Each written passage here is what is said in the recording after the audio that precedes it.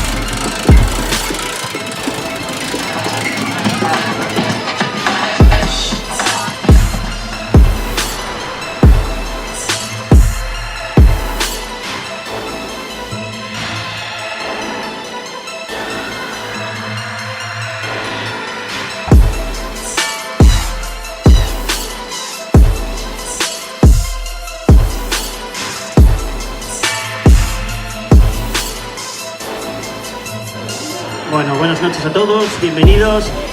Esto que estáis viendo, esto que estáis disfrutando es el primer Ciervana Surf Film Festival.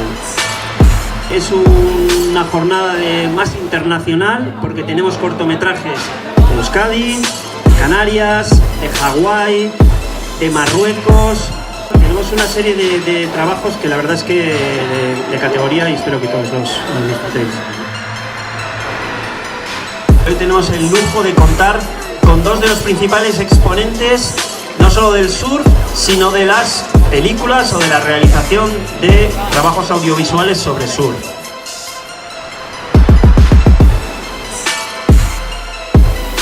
Gracias por venir a todos, es agradable e increíble realmente ver a toda la gente queriendo ver nuestros proyectos y querer saber de lo que hablamos.